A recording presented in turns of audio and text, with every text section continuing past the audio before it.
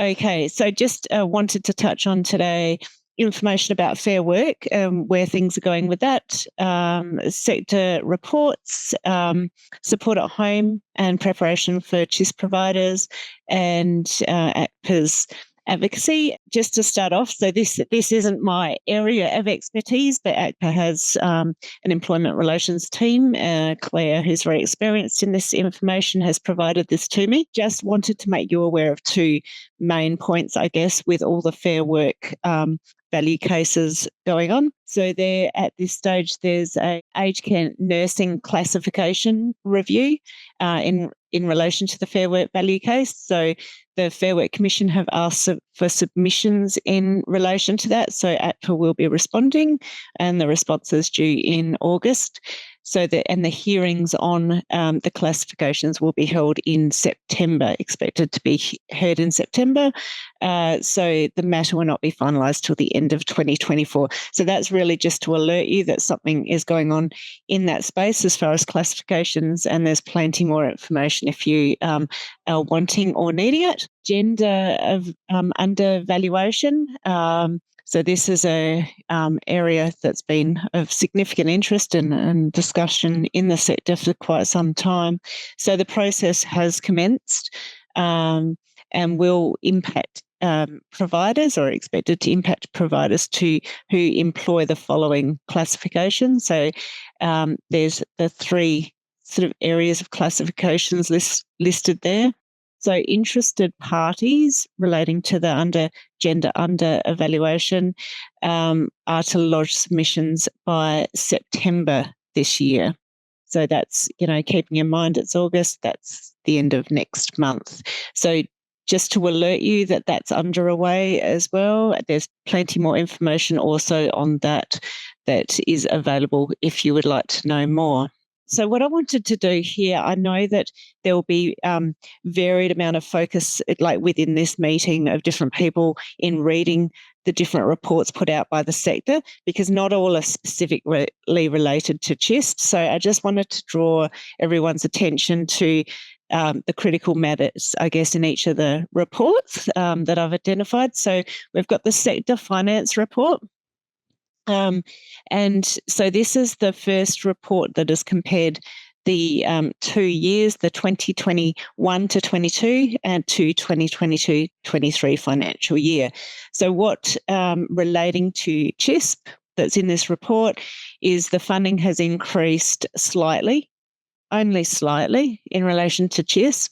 But interestingly, while there's an increase in funding, there's been a slight decline in actual recipients. So the number of recipients, and you wouldn't be surprised to see that the number of providers have also decreased by 73. So you can just see this movement. So this is where these reports are quite good. You can start to see the movement in the sector. Positively, though, the number of First Nations recipients have actually increased. Inspector General Aged Care Progress Report.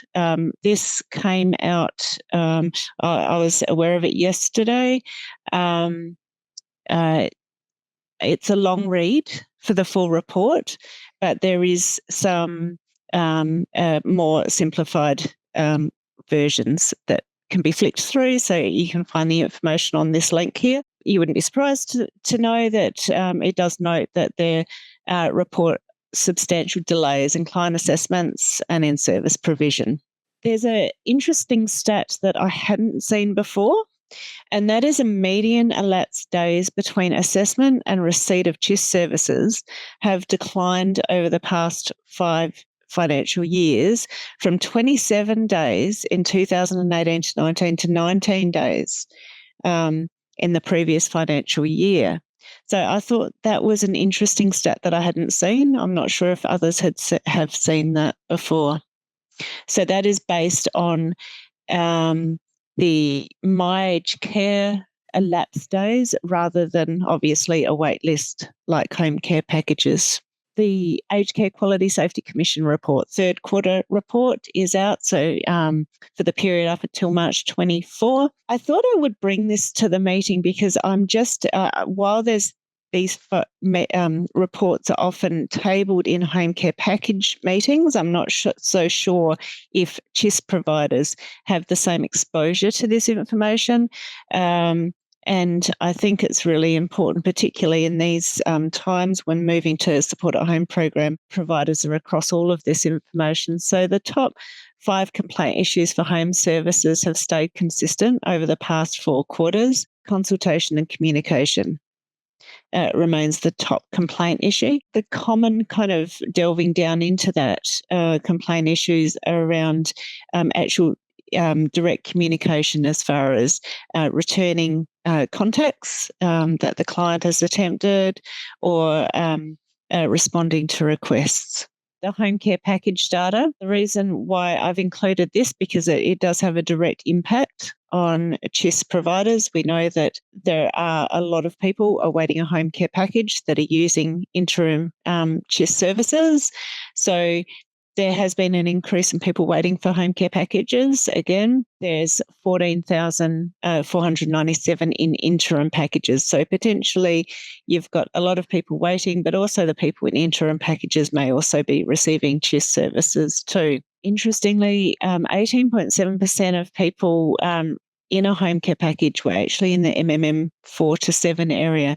So I thought it was interesting to note that nearly 20% of people accessing the services in more of a regional and remote area. The wait times have increased in the March quarter.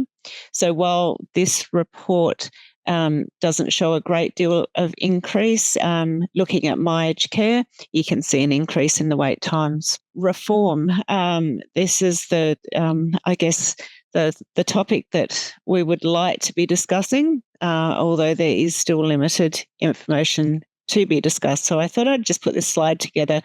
We've got the draft bill for the New Aged Care Act. Now, there's talk of it being tabled at the spring Parliament sitting. We know that sitting starts on the 12th of August. So it's not far away. Will it be introduced? Will the bill be introduced? That is the big question.